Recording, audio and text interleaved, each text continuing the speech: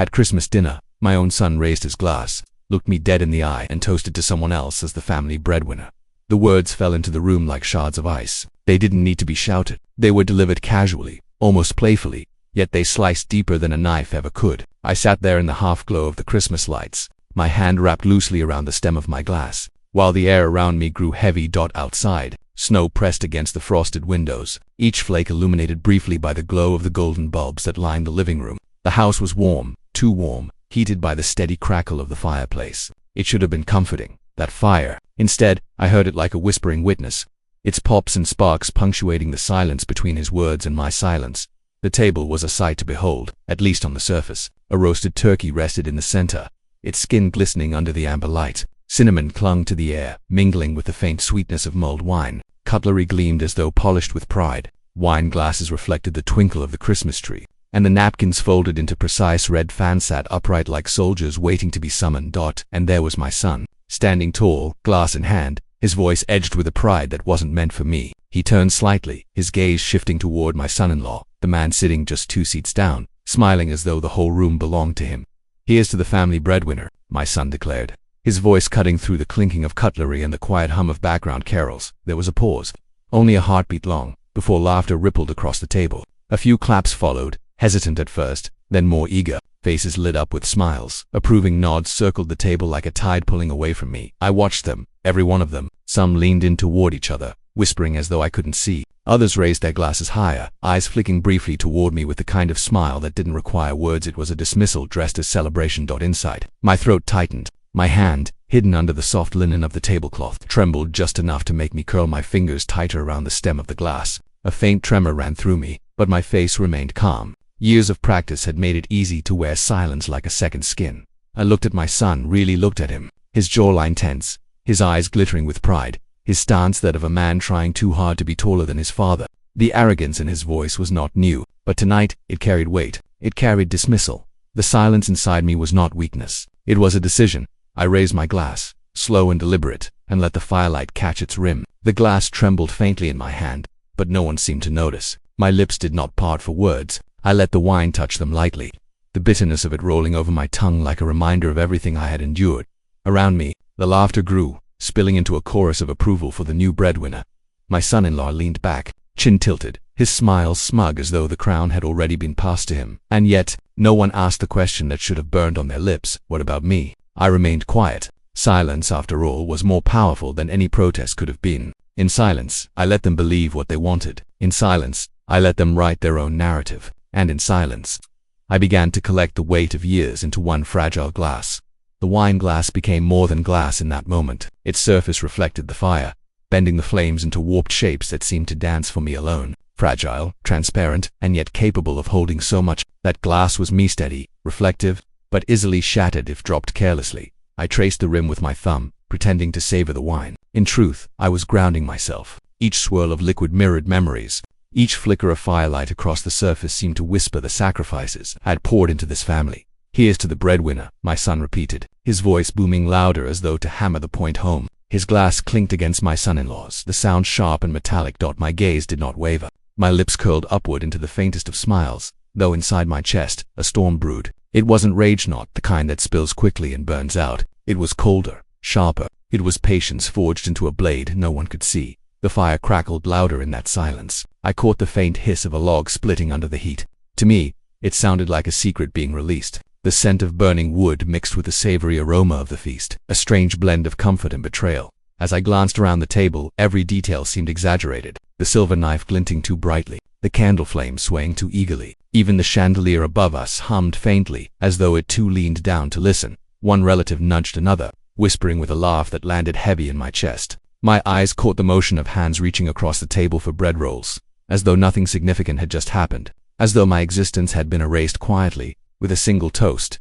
Inside me, a reel of images spun faster than I could stop them. Nights I'd worked late, my hands blistered and aching, just so there would be food on this very table. Winters when I'd walked home through snow, my coat too thin, my shoes soaked, but I'd carried gifts wrapped with trembling fingers. Summers when I'd hidden my exhaustion to clap proudly at school events, at graduations, at milestones where my sacrifices had built the stage. And yet here I sat, watching as my son offered my place, my title, to another man as if it had been his to give. I swallowed slowly, the wine sharp against my tongue, and let the warmth of it settle deep in my chest. "You've gone quiet," one of my relatives teased, a smile twitching at their lips.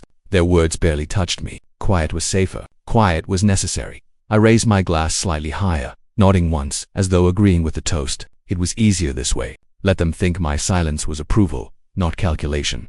The truth is, I wasn't empty in that silence. I was full, too full. Full of years, of sacrifices, of disappointments, of unspoken truths that pressed at the edges of my throat. If I had opened my mouth then, everything might have spilled out in a torrent. But I didn't. I held it all, as steady as the glass in my hand. The firelight flickered, catching the curve of the glass once more. For a moment, it seemed as though the flames lived inside it, trapped, waiting. I turned the stem slowly, watching the light bend and break across its fragile surface. The room carried on around me. Laughter rose and fell. Plates clattered softly as dishes were passed. The scent of rosemary floated from the roasted vegetables. Music drifted faintly from another room, muffled by walls, almost drowned out by the noise at the table. But I was elsewhere. I was in the silence of my mind, where every detail was catalogued, every word, every glance, every smile at my expense. I stored them carefully, knowing they would not be forgotten. I looked once more at my son, his laughter loud, his arm around my son-in-law as if crowning him king of the family. My chest tightened again, not with grief, but with clarity. They believed silence meant defeat. They didn't understand silence could also mean preparation.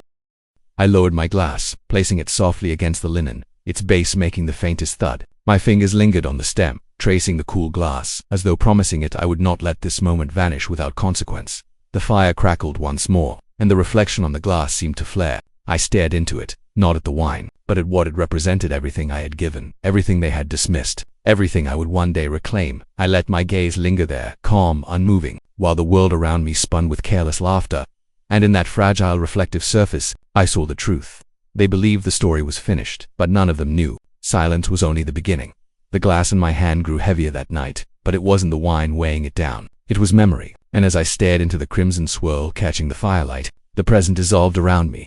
I was pulled backward. 2 years when life was less polished, less forgiving, and far colder than the warmth of that Christmas table. I remember the first winter after my wife and I bought our modest home. The walls were thin, the roof leaked in corners, and the furnace rattled like it might give up at any moment. Outside, snow piled against the door, just as it pressed against the windows this Christmas night. But back then, the cold was not something you admired from comfort. It was something that seeped into your bones, something you fought against with every breath. I worked late shifts then, sometimes 2, sometimes 3 jobs, walking home through icy streets under street lamps that hummed faintly, above the silence of sleeping neighborhoods. My shoes would soak through with slush, and by the time I reached home, my socks clung damp to my skin. Yet when I pushed the door open, I would always find the same thing. Little faces pressed to the window, eyes bright, waiting for me.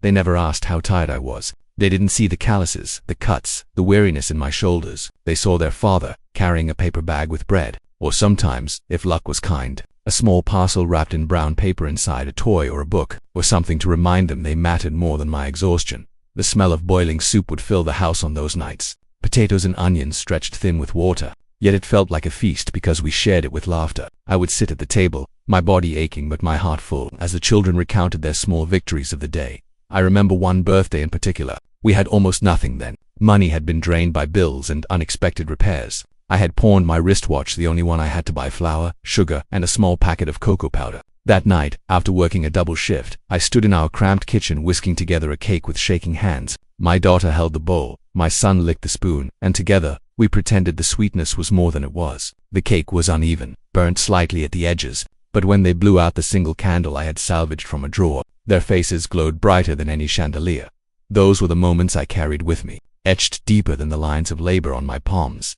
But even then, the first shadows of disrespect crept in. Though I pushed them aside, I recall a summer evening when I overheard whispers. My son, barely a teenager, told a friend that his uncle was the real man of the family, because he had a nice car and wore tailored suits. I had been outside fixing the fence when the words drifted through the open window. For a moment, the hammer froze in my hand. The fence blurred before me, and a hollow ache spread through my chest, but I swallowed it down. He was young, I told myself. He didn't know better.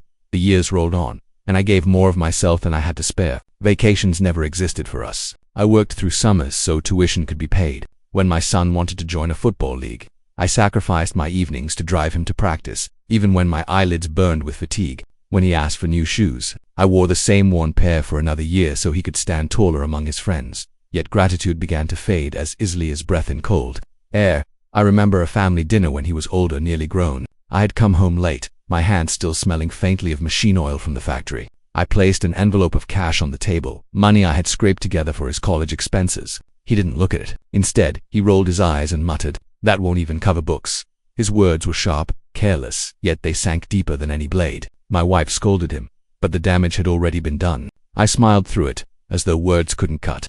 But inside I bled. The houses we lived in, changed painted walls, sturdier roofs, bigger rooms. But the atmosphere shifted.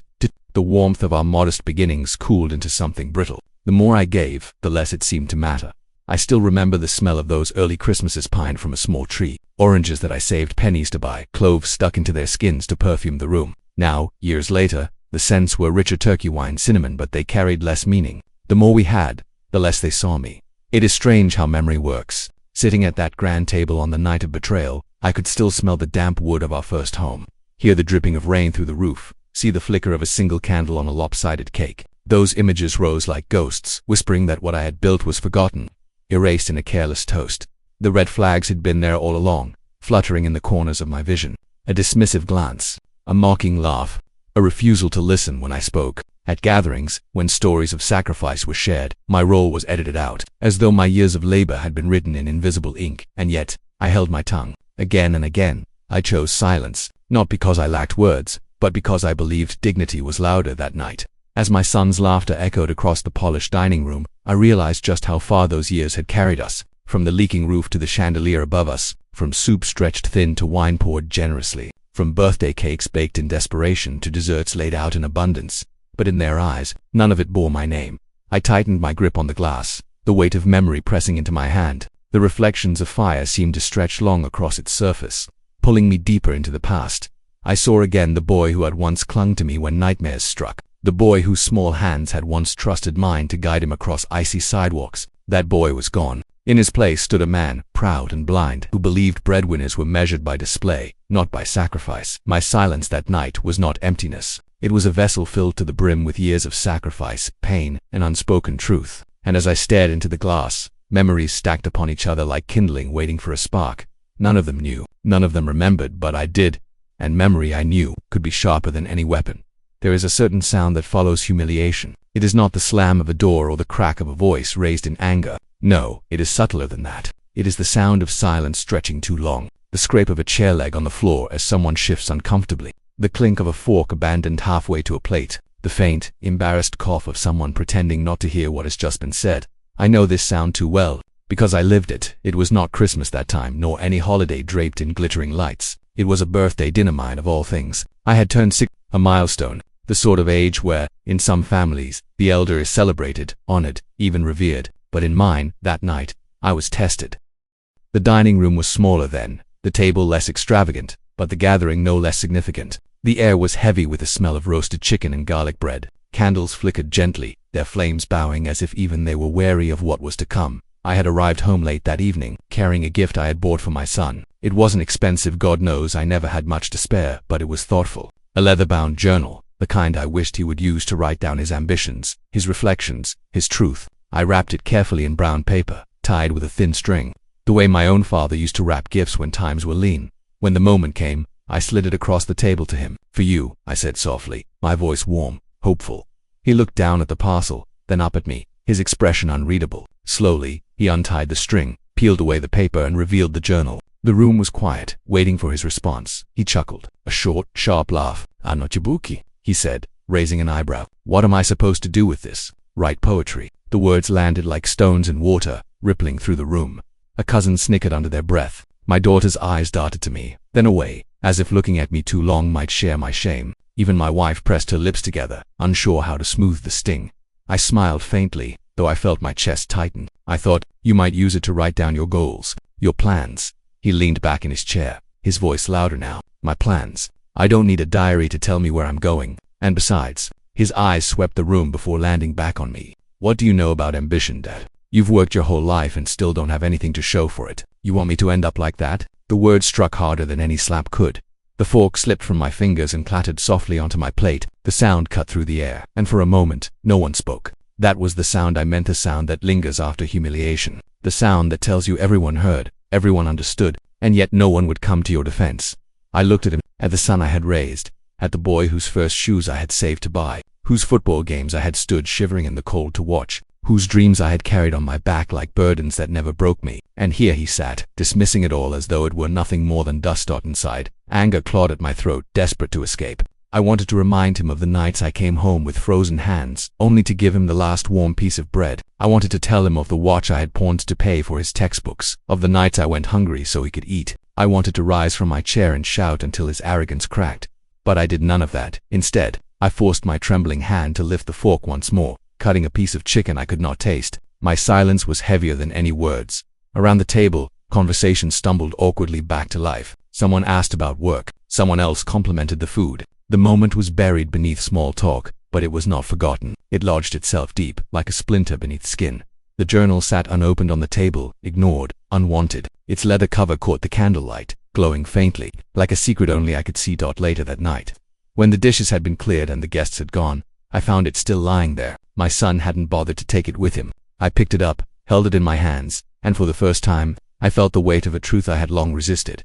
He did not value what I gave. He did not see me. I placed the journal back into its wrapping, tied the string once more, and tucked it away into the drawer of my desk. It was no longer his gift. It was a reminder, a symbol, much like the glass I had held at Christmas, of something fragile yet powerful. That night, lying awake in the quiet of my room, I replayed his words. What do you know about ambition, Dad? You've worked your whole life and still don't have anything to show for it. The cruelty of it seared into me, but beneath the sting, a different fire smoldered. He was wrong. I had everything to show. The roof over his head, the food in his stomach, the education he took for granted. These were monuments built with my sacrifice. He did not see them because they were not adorned with glitter, but they stood, strong and undeniable. And if he could not see them now, perhaps one day he would. Perhaps one day, I would show him in a way he could not ignore. That night marked the turning point. My silence hardened into something sharper. No longer was it only dignity, it was resolve. I rose the next morning with my usual routine coffee brewing. The faint smell of toast in the kitchen, but something in me had shifted. My son thought the chapter of my life was finished, written in ink that could not be erased. But he was wrong.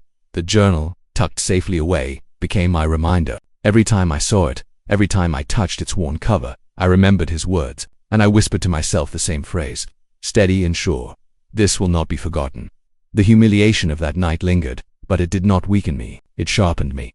And though he never realized it, the moment he dismissed me with laughter was the moment I began to prepare for the silence that would one day answer him back. It's strange how silence can become a habit. For years, I carried it like a coat I could not remove. Every insult, every dismissal, every careless remark from my son, I tucked it away, folded neatly into my quiet. But silence, when layered long enough, becomes more than patience. It becomes strategy. The turning point came on a night much like any other. The house was still, the air thick with the faint scent of pine from the tree in the corner. Everyone else had gone to bed, but I remained at my desk, the lamp casting a small pool of light across stacks of old papers. The rest of the room was swallowed in shadow. My hand hovered over the drawer I had not opened in years. The wooden handle was worn smooth from time, though dust had gathered at its edges. I hesitated only a moment before sliding it open. Inside lay the journal, the one I had once gifted my son, rejected and forgotten. Its leather cover had darkened with age, but it still carried a quiet dignity, a strength in its simplicity.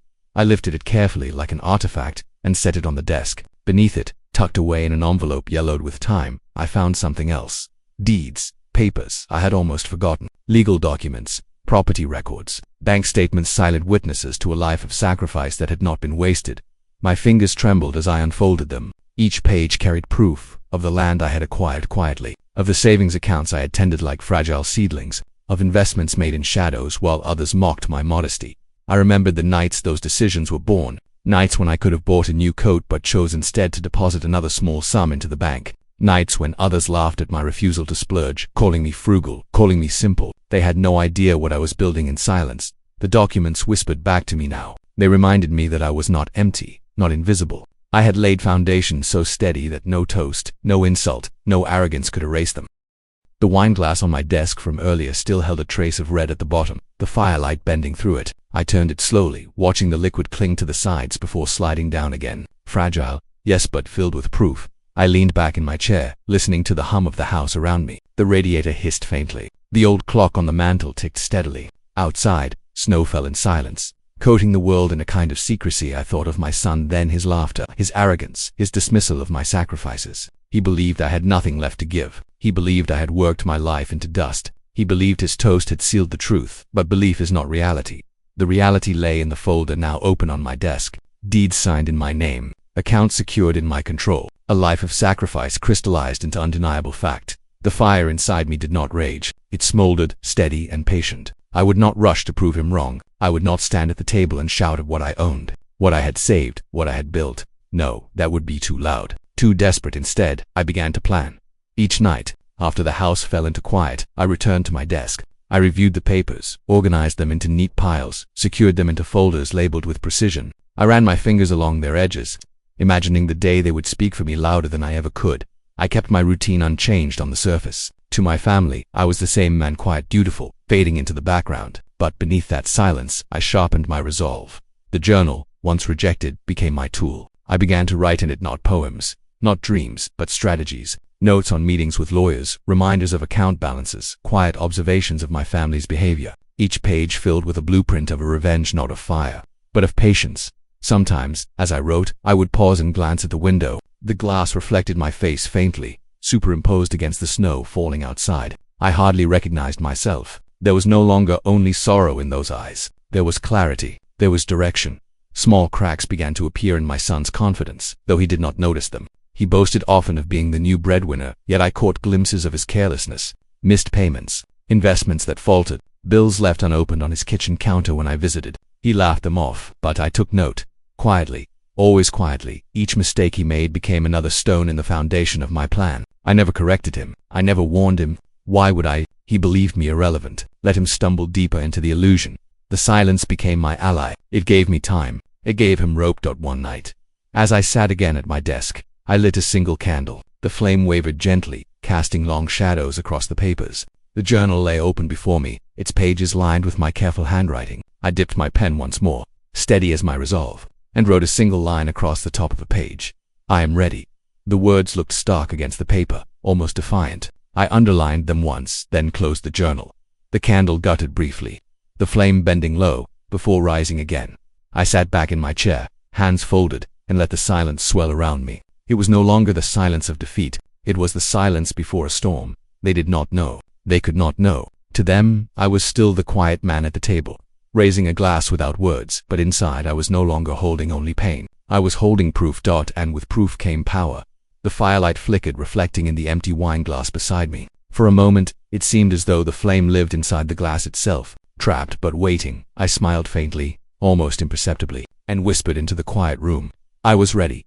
The evening I had waited for arrived with the quiet inevitability of winter twilight. The house hummed with the same warm light as before, gold bulbs, the soft crackle of the fireplace, but tonight the glow felt different. It was a stage lit for revelation, not celebration. I moved through the rooms with deliberate calm, folding my coat, straightening the napkins, setting the wine glass on the table so that its rim caught the light just so. Each motion was small, controlled, an actor's preparation before the final scene. The table was laid as if for a coronation. Plates gleamed, candles burned in even rows, and the centerpiece, a wreath of evergreens threaded with tiny lights, sat low so faces would be clear. I had chosen the meal with care, familiar dishes that smelled of home, because familiarity would make the truths I intended to reveal all the more cutting. The aroma of roast and rosemary rose like a promise. The mulled wine simmered with cinnamon and clove, a scent that somehow steadied my hands. Guests arrived with the usual flurry, embraces, polite jokes, a ripple of small talk. My son walked in last, his smile confident, the arrogance of the man who believes his script will never change. He wore his best jacket, the one he liked for these moments tailored. He clasped my shoulder as he passed, a touch that felt almost ceremonial. "Good to see you, Dad," he said, voice light. I replied with a small nod, the kind that did not give him anything to read. As we sat, I watched them. Their faces were bright with expectation, unaware that tonight history would tilt quietly, inexorably into a new alignment. Conversation moved forward in polite arcs. Sports, work, a joke about last year's burnt U-log. Laughter rose and fell, punctuated by the clink of cutlery. They poured wine freely. My son toasted himself more than once, his glass lifted with a practiced flick. I let them take the center. I raised my own glass only once at the beginning, a ritual performed for appearances. Then I drank slowly, saving the rest of my voice and all of my attention. For the moment I had plotted in the dim hours with my journal and my deeds. Patience had taught me how to wait without seeming idle. The reveal did not come like a shout. It came like a steady, inexorable I placed a single envelope on the table plain, unmarked, and left it there while we continued eating. No one asked about it. They assumed it was one of the many bills that arrive and are ignored. Their assumption suited me. My son caught sight of it and pushed it away with his elbow, eyes flicking to me with annoyance. I smiled, closed-mouthed, and did not correct him. When the main course was clearing, I stood. The room hushed, in the way rooms do when a respected voice rises. I let the silence settle like snow. Then I spoke softly, measured, as if telling a story by the light of a single lamp. "There is something I would like to say," I began. My voice did not shake. It never does, not anymore. It is about who shoulders the burden, and who chooses to acknowledge it.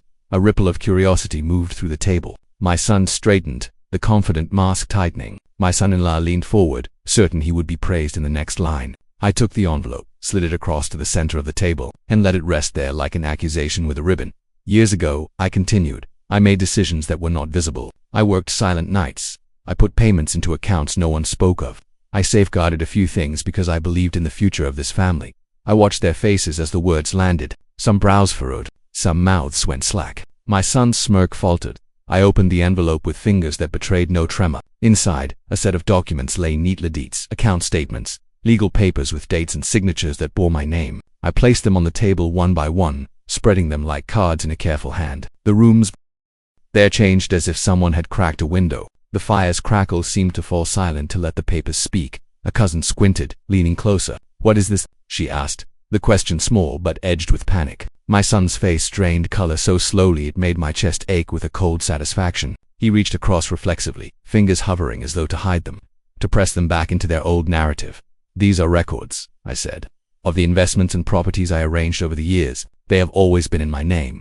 I folded my hands, as though asking for nothing. "Some of you knew, perhaps most of you did not. But the truth is plain. The house, part of it, and several accounts managed carefully remain under my control." You could hear the fabric of their assumptions tear. Chairs shifted. My son's jaw worked. Words scraped at his throat. This was the moment I had prepared for. The faces people make when the story they have told themselves is suddenly, decisively, incorrect. "You built us on courage and stubbornness," my son protested, trying to reclaim the stage. "Dad, you can't be serious. Why would you keep this from us?" His voice carried a brittle edge, the kind of accusation that tries too hard to sound moral. I let the question hang. It suited me that he could not conjure a finer defense than confusion. "Because," I said, "pride requires no curtain. Sacrifice requires no applause. I did it so this family would not fall when storms came." My eyes met his calm, steady while around the table. Small, incredulous murmurs rose and then stilled. A document was held up by my son. He squinted at the numbers, his fingers tracing a line as if to convince himself of the math. This is substantial," he murmured. His tone betrayed both greed and fear. The two sound almost identical when voiced by a man who suddenly realizes he may have been less secure than he believed. I watched as the color left faces. The man they had toasted as the breadwinner sat very still, rage and disbelief warring beneath a thin veneer of dignity. He stood, perhaps to argue legality, perhaps to save face before others, but his hands shook as he did. His pleading started as disbelief, how could he be wrong, and ended in a surrender of sorts, a quiet, terrible comprehension that he had been granted titles without merit. Words that night were sparse, but they were sharp. "You hid this," my son said at last, voice breaking through the room like glass. "You led us to believe." He stopped, unable to find the rest. I did not fill the gap. Why should I? The silence that followed was full enough. Then, slowly, one by one, relatives moved to inspect the papers. Fingers touched the signatures. Eyes traced the stamps and dates. Small voices asked small questions that felt massive. The air smelled faintly of paper and wax and the rosemary from the roast, ordinary scents that now carried a charge. My son's expression shifted through stages: denial, terror, a pleading hope that this was some kind of mistake. He made a last, desperate attempt to reclaim the narrative by attacking motive. "Why would you do this? If you wanted to help, why make it a secret?" His voice cracked. The performance was unraveling. I answered in the only way that felt true. Because I knew the value of patience. Because I knew that loudness is often empty, and quiet work endures. My tone was neither triumphant nor cruel. It was simply factual. The legal papers on the table did all the heavy lifting. When the truth settles in people's minds, it does so like snowfall, gentle, relentless, and complete. My son sank back into his chair, the proud posture folding in on itself. I saw him count the cost, not in money, but in pride. How the roles had shifted. How the applause that had fed him was now thin and hollow. There was no shouting. There were no raised hands. There was, instead, the soft collapse of entitlement as one by one they understood they had been mistaken. Their glances toward me flickered between apology, accusation, and, most painfully, recognition of what they had once ignored. I rose then, of my own accord, and picked up the wine glass I had set earlier. The rim caught the candlelight like the eye of a watchful thing. I held it high, deliberately, and drank not in triumph, but to mark a closing. The liquid slid down my throat, steady and sober. When I placed the glass back down, it made a small, decisive sound against the linen. Their faces told me everything I needed to know. The fall had come, not with a crack, but with a patient collapse. The man who had basked in a toast of false titles sat trembling, no longer able to perform the role he had claimed. Some relatives looked at him with pity. Others could not hide the calculation behind their eyes. I did not gloat. I had no relish for ruin. What I felt was a long, cool satisfaction, the kind that comes from putting right a ledger that had been allowed to go unbalanced. I had not sought to destroy. I had sought only truth. Yet truth, once revealed, has a power to undo the comfortable illusions people build. As the murmurs rose and the flame light danced small shadows across the documents, my son's shoulders slumped. His eyes met mine for a single instant, fierce, embarrassed, emptied on, then moved away. The collapse was not theatrical. It was ordinary, and that made it worse. I let the room reorient itself. Plates were cleared. The candles burned down a little lower. Outside, snow continued to press against the windows, soft and impartial. Inside, a new order had quietly declared itself, and while their world rearranged itself around the truth I had laid bare, I sat with a calm I had not known in years, the kind you feel when a long-held plan steps into the light and proves itself whole. They had toasted someone else to power that evening. They had been given a crown of paper and applause. Tonight, that crown slipped, not because of noise, but because someone finally showed the ledger that never lied. The room settled, but the air remained charged thin as glass, impossible to ignore. The house emptied slowly that night, like air leaking from a balloon. Chairs pushed back, coats gathered from hooks, murmured goodbyes, spoken with eyes that no longer dared to linger on me too long. Their voices faded down the hallway, their footsteps muffled against the rug, until at last the door closed on the final guest.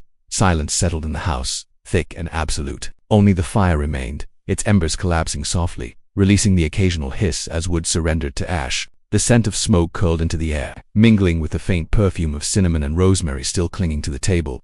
I sat alone. The documents still spread across the linen before me. Their edges glowed faintly in the firelight, proof of all that had been revealed. For years, they had been kept in darkness, hidden in drawers and folders. Tonight, they had stepped into the light, and in doing so, they had rewritten the script my son thought permanent. The wine glass sat by my hand, empty now, its rim reflecting the last flickers of flame. I turned it slowly between my fingers, watching the light bend across its fragile surface. The glass had become my companion through every stage of this journey, witness to humiliation. Vessel of silence, symbol of endurance. Tonight, it had also been my punctuation, the quiet full stop to an arrogance that once believed itself untouchable.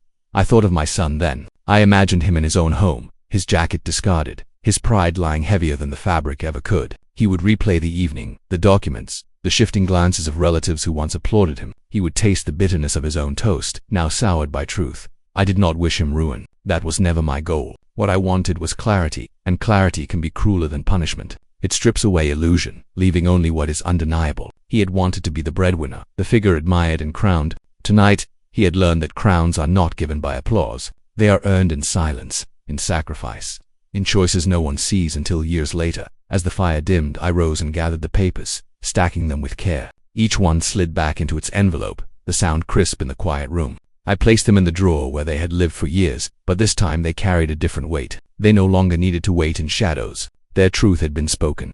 I closed the drawer with a steady hand and turned back to the table. The plates, the cutlery, the candles burned low. It looked almost ordinary again, as though nothing monumental had occurred. And yet, in that ordinariness, everything had shifted.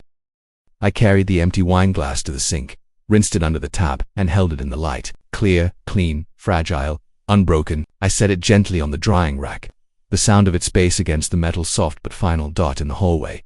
I paused before the mirror. My reflection stared back, older, lined with years, but calm. There was no gloating in my eyes, no wild triumph, only quiet peace, the kind that comes after storms. I adjusted my collar, not out of vanity, but to remind myself that dignity had carried me farther than anger ever could. Upstairs, the house was dark, each room waiting in stillness. I walked slowly, the wood creaking beneath my steps, each sound reminding me of the years lived under this roof. In my room, I sat at my desk and opened the journal, the same one once rejected, now filled with my own hand. I turned past pages of strategies, notes, reminders, and paused at the final page. I wrote only one line. Silence was enough. The ink dried quickly, the words stark against the page. I closed the book, set it on the desk, and extinguished the lamp. Outside, Snow continued to fall, blanketing the world in quiet. The flakes pressed against the window like whispers, soft and persistent. I lay in bed listening to the hush of the storm, and for the first time in years, I felt rest settle into me.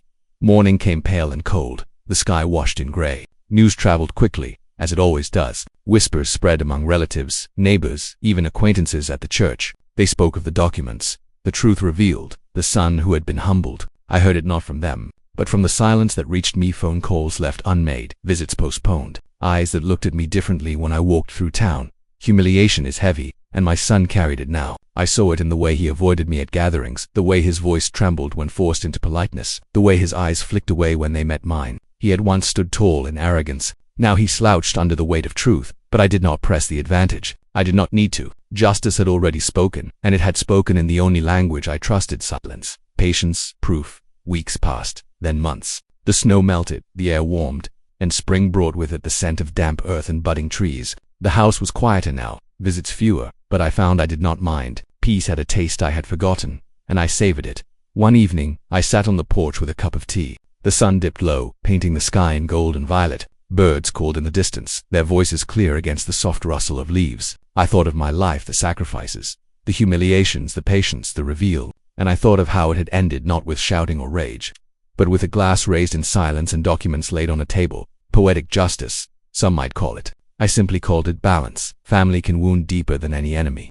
Betrayal from within one's own blood leaves scars no eye can see. But patience allows those scars to become reminders, not prisons. I finished my tea, set the cup down, and watched as the first stars appeared in the sky. My heart was steady. My mind was calm. I had nothing left to prove, nothing left to demand. The truth was enough. As the night deepened, I rose, walked back into the house, and shut the door softly behind me. The click of the latch echoed like a closing chapter, and with it, the story was complete. They had raised their glasses to another that night, blind to what was true. But only I knew, only I had always known who had truly fed them all along.